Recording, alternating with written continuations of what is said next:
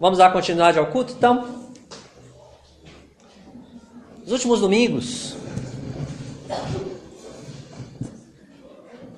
eu tenho pregado uma série de sermões em Atos capítulo 2.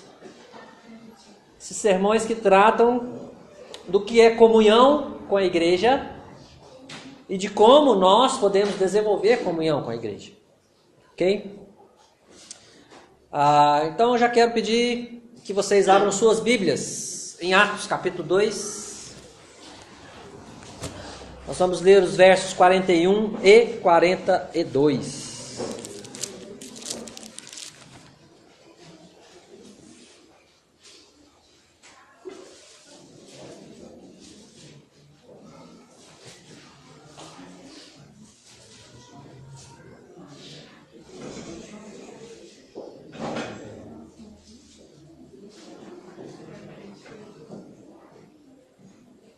Atos 2, a partir do verso 41.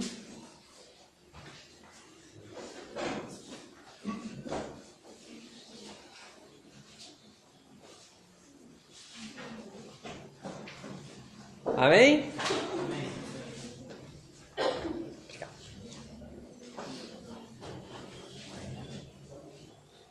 Atos 2, versos 41 e 42.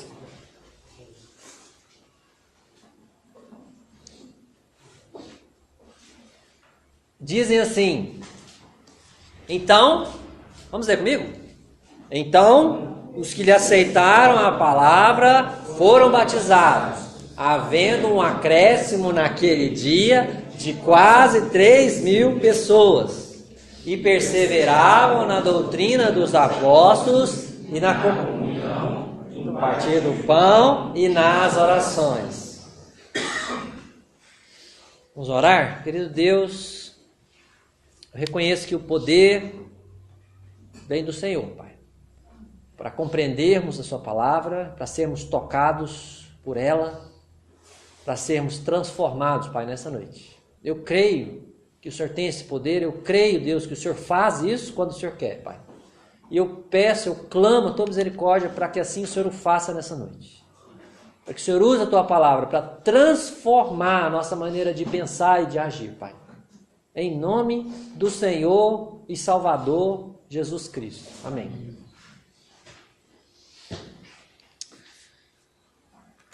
Ok, nós temos então aprendido, nós já aprendemos em Atos 2:42, 3 maneiras de desenvolvermos comunhão com a igreja.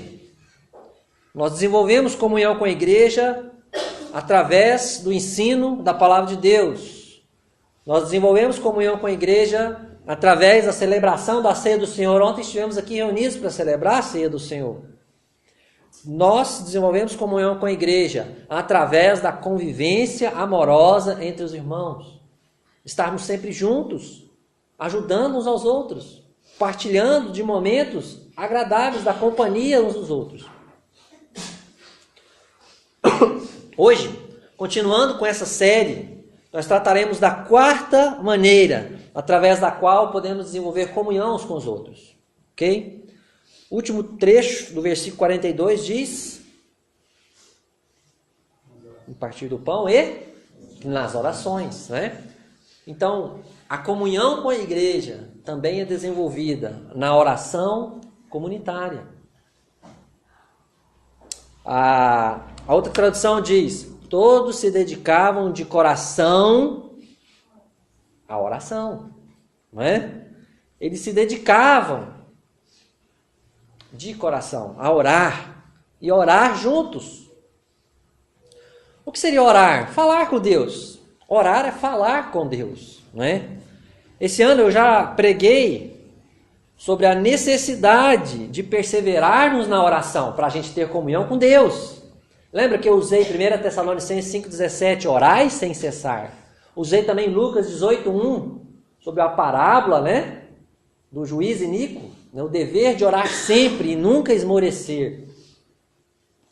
Também preguei sobre a importância de orarmos por missões, lá em Colossenses, capítulo 4, versículo 2 a 4.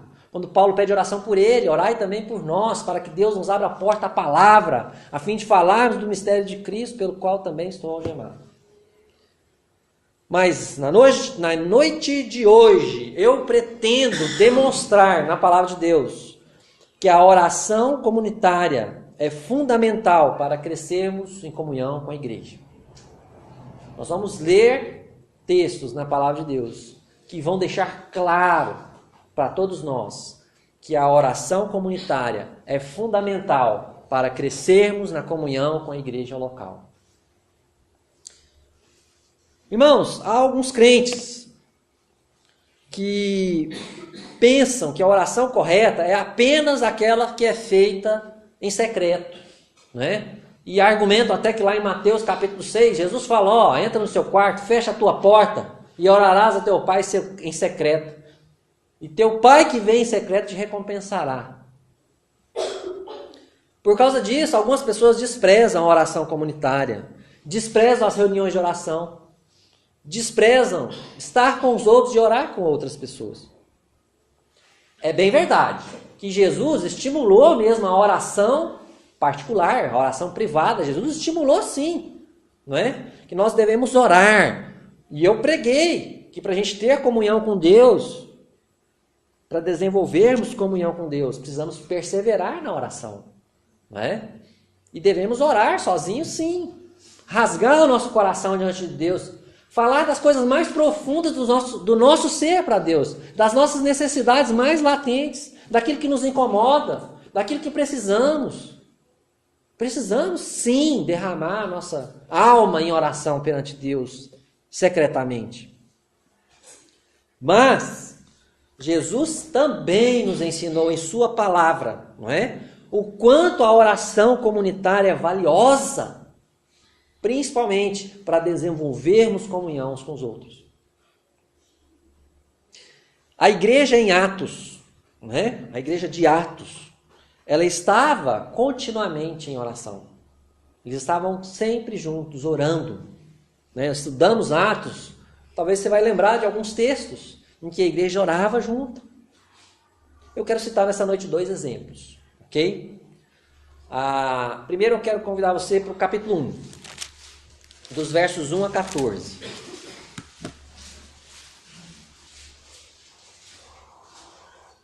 Atos capítulo 1.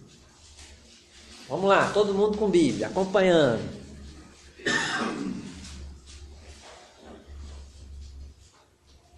Atos capítulo 1, versos 1 a 14.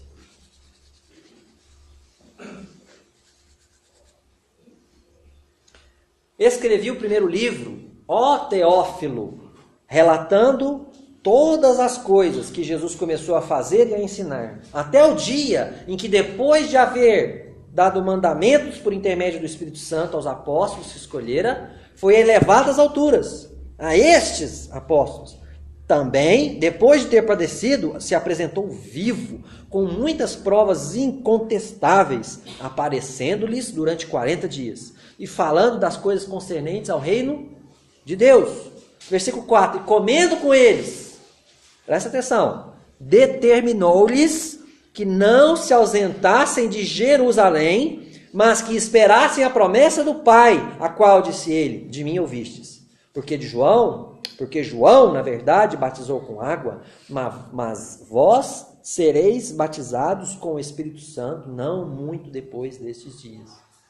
Versículo 6. Então os que estavam reunidos lhe perguntaram, Senhor, será este o tempo em que restaures o reino a Israel? Respondeu-lhes, não vos compete conhecer tempos ou épocas que o Pai reservou pela sua exclusiva autoridade, mas recebereis poder ao descer sobre vós o Espírito Santo e sereis minhas testemunhas, tanto em Jerusalém como em toda a Judéia e Samaria e até os confins da terra. Verso 9, ditas estas palavras, foi Jesus elevado às alturas à vista deles, e uma nuvem o encobriu dos seus olhos.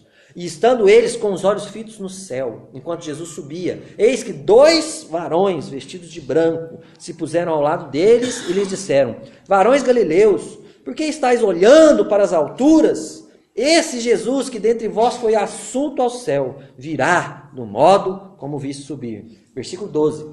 Então voltaram para Jerusalém, do monte chamado Olival, que dista daquela cidade tanto como a jornada de um sábado.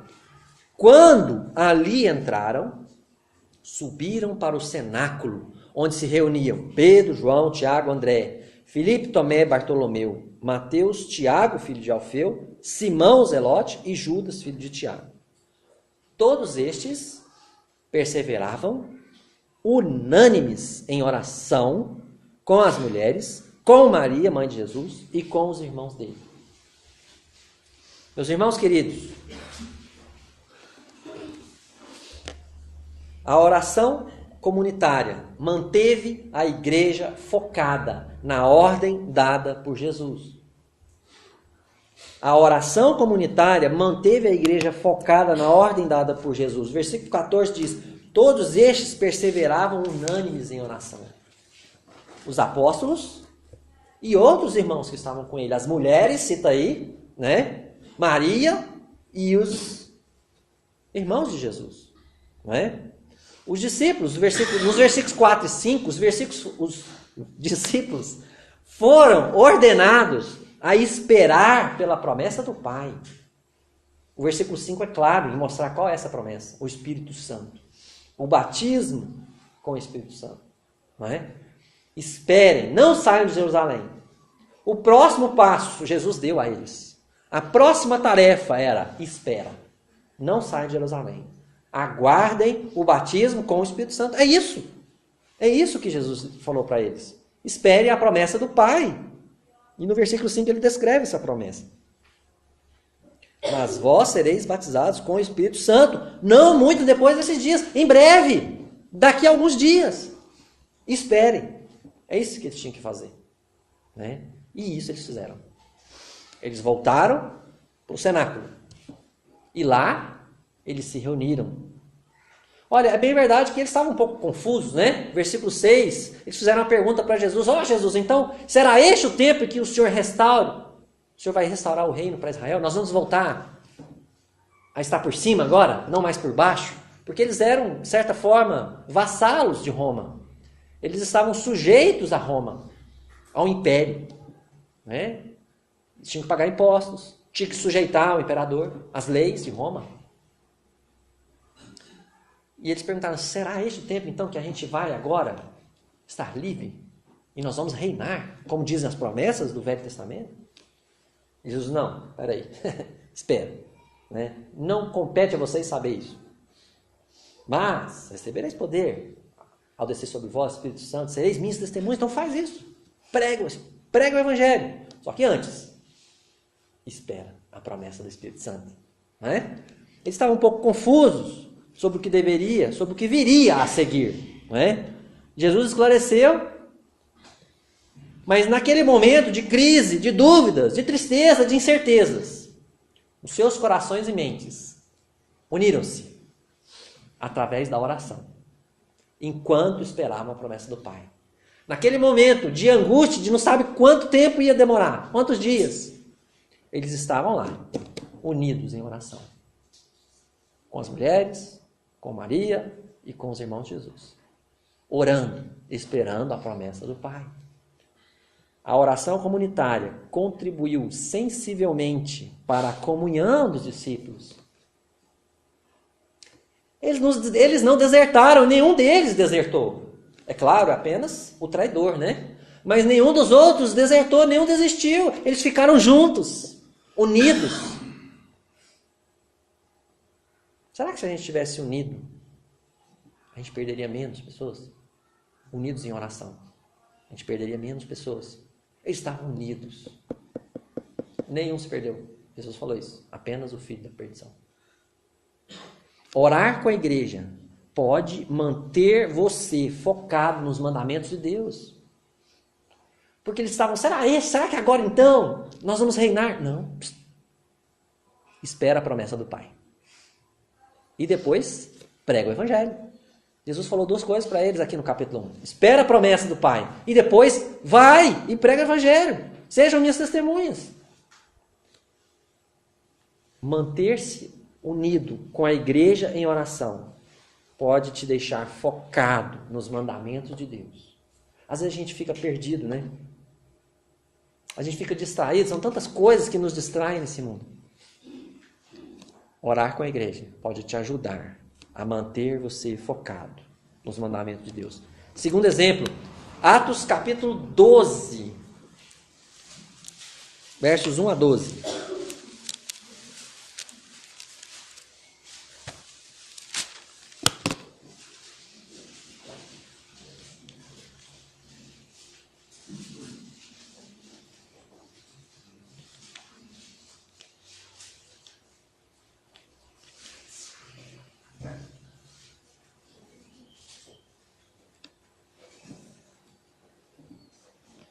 Atos capítulo 12, versos 1 a 12. Diz o seguinte: por aquele tempo, mandou o rei Herodes prender alguns da igreja para os maltratar, fazendo-o passar a fio da espada a Tiago, irmão de João.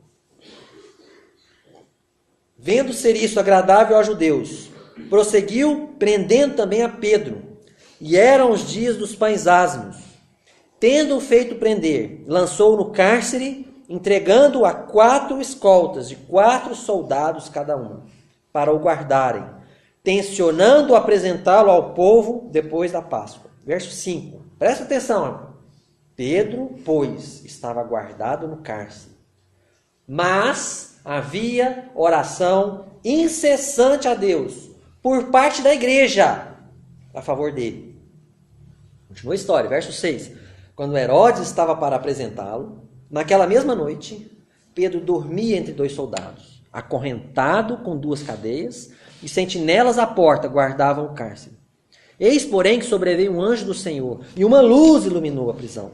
E tocando ele o lado de Pedro, o despertou, dizendo: levanta-te, depressa. Então as cadeias caíram-lhe das mãos. Disse-lhe o anjo, cinge-te e calça as sandálias. E ele assim o fez. Disse-lhe mais, põe a capa e segue-me. Verso 9, então saindo, o seguia, não sabendo que era real o que se fazia por meio do anjo. Parecia-lhe antes uma visão. Depois de terem passado a primeira e a segunda sentinela, chegaram ao portão de ferro que dava para a cidade, o qual se lhes abriu automaticamente. E saindo, enveredaram por uma rua. E logo adiante o anjo se apartou dele. Então Pedro, caindo em si, disse: agora sei, verdadeiramente, que o Senhor enviou o seu anjo e me livrou da mão de Herodes e de toda a expectativa do povo judaico. Presta atenção, versículo 12. Considerando ele a sua situação, resolveu ir à casa de Maria, mãe de João, cognominado Marcos, onde muitas pessoas estavam congregadas e oravam. Irmãos, a oração comunitária fortaleceu a fé da igreja em meio às tribulações. 2 versículos, versículo 5 e versículo 12. Versículo 5 diz que havia oração incessante a Deus por parte da igreja a favor de Pedro. E o versículo 12 diz que naquela noite, naquela hora da noite, né, muitas pessoas estavam congregadas e oravam. Tiago, irmão de João, do apóstolo João, não é? Foi preso e morto por Herodes, o primeiro apóstolo a ser martirizado. Então Herodes viu que o povo gostou daquilo, né? Os judeus, diz o texto, mandou prender a Pedro, um dos líderes do grupo, né? No entanto, a igreja, irmãos, não se entregou ao fatalismo, sabe? Não tem mais jeito não. Já matou o Tiago, agora vai matar Pedro também, a gente vai morrer todo mundo, não é? Não, foi isso que eles fizeram, né? A igreja também não planejou um motim, porque motim não é para o povo de Deus, gente, né? Não, é o seguinte, vamos fazer uma revolução. Cada um pega 5 pedras, põe no bolso e vamos arrebentar para Roma. O povo de Deus não foi criado para isso, né? O povo de Deus foi criado para se submeter à vontade, à liderança desde que não vá contra a palavra de Deus, né? A igreja não se entregou ao fatalismo, nem planejou um motim. Eles creram que Deus poderia intervir de maneira milagrosa naquela situação. Esse é o povo de Deus. O povo de Deus se dobra e ora a Deus. O povo de Deus age quando tem que agir. E quando não sabe o que fazer, o povo de Deus ora. Não é? Eles decidiram unirem-se em oração em favor de Pedro. Que maravilhoso isso, irmãos. O texto faz um contraste, né? Os versículos 1 a 4 vão falando de prisão. O versículo 4 fala que Herodes pegou Pedro, lançou ele no cárcere, colocou 16 soldados para vigiar Pedro. 16 soldados. 4 grupos de 4 soldados, provavelmente revezando-se de 6 em 6 horas, não é? 6 horas trocavam mais 4, 6 horas trocavam mais 4. Então, cada dia, 16 pessoas diferentes cuidavam de Pedro. Prisão de segurança máxima, não é? 2 soldados acorrentados com ele, um de cada lado, e mais 2 fazendo sentinela à porta. E tinha um portão de ferro, a Bíblia fala. Presta atenção, o que aconteceu? Versículo 5, Pedro, pois, estava guardado no cárcere. Olha o contraste, mas tinha uma força maior que a de Pedro, maior do que a de Herodes, né? A força de Deus, né? Mas havia oração incessante a Deus por parte da igreja a favor dele. Eles decidiram unir-se em oração em favor de Pedro. Irmãos, eles não oraram assim, aquelas orações de 5 minutos. Não foi.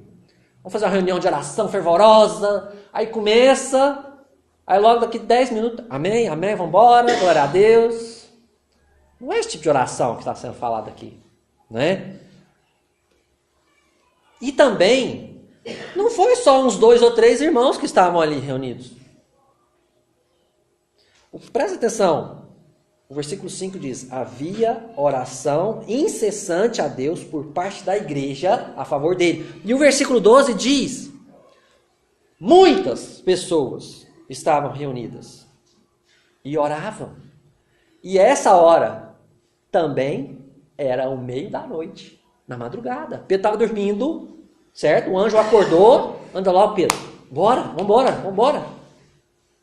E no meio da madrugada, ele tirou ele da prisão. E aí Pedro lembrou, olha, vou lá na casa de Maria. Certamente era um local chave onde a igreja se reunia, um dos locais, né? E não sei se para surpresa dele ou não, chegou lá, todo mundo acordado, orando por ele. A igreja decidiu unir suas forças em oração. Não foi só um pouquinho de oração. E nem só um pouquinho de gente. Isso tem que mexer conosco, irmãos. Muitas pessoas passaram a noite toda reunidas, clamando a Deus em favor do livramento de Pedro. Às vezes a gente é muito espiritual, né? A gente fala, levanta, fala, oh meu Deus, o que tem? Mas na hora de orar a gente não é muito espiritual, não. Obrigado, Senhor, por esse dia, em nome de Jesus, amém. E olha lá, se não fala amém na manhã do outro dia, né? A gente precisa aprender com essa história. A oração comunitária contribui sensivelmente para a comunhão dos discípulos. Vocês perceberam como eles ficaram unidos por causa de uma dificuldade? E como a oração contribuiu ainda mais para a comunhão deles? A oração comunitária fortaleceu a fé deles, mantendo-os firmes, mesmo em meio a grandes tribulações. Na hora da tribulação, como você reage? Você corre de Deus ou você corre para Deus em oração? Você se afasta de Deus ou você se aproxima de Deus? Você se aproxima dos seus irmãos? Irmãos, eu estou precisando de oração. Vamos orar. Eu, Rodrigo, estou precisando de oração. Quero que vocês orem comigo e por mim. Muitas vezes pensamos que não há mais esperança, não há saída diante de certas dificuldades. Eu já tentei isso, eu tentei aquilo, não dou conta mais. Talvez já passou isso na sua cabeça alguma vez. Não é? Orar com a igreja pode fortalecer a sua fé. Sabe por quê? A gente vai orar uns pelos outros. Lembra da oração de Ana? Né? é interessante o que Deus faz através da oração, né? A Bíblia fala que ela saiu de lá aliviada, né? Muitas vezes eu estou aqui orando na terça-feira, né? E vocês mandando os pedidos para mim, né? E alguns me perguntam o que eu quero que orem por mim. Isso é legal. E pessoas oram por mim de lá também. E eu saio daqui aliviado. Porque às vezes a pessoa não está presente aqui do meu lado, mas está do outro lado da linha, vamos dizer assim, orando por mim lá, né? E quando a gente está aqui na quarta-feira, reunido, tem sido muito bom. A gente tem tido um grupo até melhor recentemente. E eu louvo a Deus por isso. Orar com a igreja pode fortalecer sua fé, fazendo enxergar o poder de Deus. Aquelas pessoas enxergaram o poder de Deus. Porque quando viram Pedro lá, eles não acreditaram que Pedro estava lá, gente. Aí você fala, mas não é possível, parece que eles não tinham fé. Mas é porque a segurança era a segurança máxima. E realmente, Deus os surpreendeu, né? Eles estavam orando, só que Deus ainda foi além daquilo que eles foram capazes de crer naquele exato momento, né? Nesse ano, queridos irmãos, eu tenho desafiado a igreja a buscar comunhão com Deus e a buscar comunhão uns com os outros, ok? Eu quero que você saia daqui essa noite com uma verdade bem forte na sua mente, no seu coração, tá? Você precisa viver em comunhão com a sua igreja. Se você quer crescer na fé, você precisa desenvolver comunhão com a sua igreja. Eu quero te encorajar, né? Envolva-se com outros irmãos, né? Ore com seus irmãos. Se você quer crescer, você precisa disso. Nós precisamos disso. Então, encerrando essa série, né? Como desenvolver comunhão com a igreja? A comunhão com a igreja é desenvolvida no ensino da palavra de Deus. A comunhão com a igreja é desenvolvida na celebração da ceia do Senhor. A comunhão com a igreja é desenvolvida na convivência amorosa, no contato com os irmãos, no convívio com eles. E também, especialmente, a comunhão com a igreja é desenvolvida na oração com a igreja. Desafios. Junte-se com seus irmãos para orar. Ah, pastor, mas eu tenho tanta dificuldade. Samuel também tinha dificuldade, né? De cumprir com as responsabilidades dele. Mas ele venceu suas dificuldades. Ele foi além, né? A gente viu isso hoje. Vença seus medos. Vença, mas é porque eu não sei orar, eu tenho vergonha. Ninguém está aqui para aparecer. Ninguém está aqui para orar mais bonito do que o outro. Muito pelo contrário, né? Aqueles que parecem menos dignos, a esse, né, Deus reveste de especial honra, né? Então, a oração comunitária pode te ajudar a manter o foco na vontade de Deus. Lembra disso, né? São tantas distrações, irmãos. Tantas coisas que querem tirar o nosso foco. Dificuldade, tribulação, né? A oração pode te ajudar a manter o foco na palavra de Deus, na oração, na comunhão. Deus também pode fortalecer sua fé, ajudando você a enxergar o poder de Deus. Você já passou por aqueles dias que você às vezes acha que não vê o poder de Deus? Fala, eu não tenho visto o poder de Deus. Fecha os olhos. Abre os olhos de novo. Olha o poder de Deus. É muito fácil ver o poder de Deus. Olha para o lado. Olha para a sua vida. Se você é convertido, né? Se não é convertido, você é uma criação de Deus maravilhosa. É fácil ver o poder de Deus. Sai ali, vê as estrelas, vê o sol, vê a criação. Olha para a palavra de Deus, vê a cruz de Cristo, o sangue de Jesus. A oração com a igreja pode te ajudar a enxergar o poder de Deus. Segundo desafio, participe das reuniões de oração.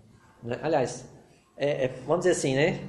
Parte A, participe das reuniões de oração. A gente está aqui toda quarta noite. Venha somar conosco. existem outros momentos de oração, né? Eu sei que as mulheres se reúnem a cada 2 sábados, sábado que agora tem reunião de oração com as mulheres. Não é só oração, tem algumas outras coisas também, mas tem oração. É uma parte muito importante do tempo das mulheres, né? Ore também de casa em casa. Comece na sua casa, né? Com a sua esposa ou com o seu marido. Porque às vezes você quer orar com os outros, mas você não ora com a sua esposa nem com o seu marido. Primeiro faz o dever de casa, né? Depois faz o resto. A gente não pode deixar a nossa casa desguarnecer, que a gente fala, nossa, o irmão veio aqui na minha casa, orou comigo. Aí ele ora com tantas pessoas da igreja, né? Aí a esposa fala, não, comigo ele não ora não. Né? Ou vice-versa, ou o marido, né? Precisamos cuidar da nossa casa, né? E ore também com a igreja. Às vezes a gente tem assim, constrangimento, não vou chamar, não, porque a minha casa está uma bagunça, aí eu tenho que arrumar, tenho que fazer aquilo. Lá no céu a gente vai ouvir algumas coisas de Jesus. Talvez a gente vai ouvir algumas coisas nesse sentido. Marta, Marta, você se preocupa com tanta coisa. Só uma é necessária. Né? Vamos ouvir a palavra de Deus. Vamos orar. Ó Deus, obrigado pela sua palavra.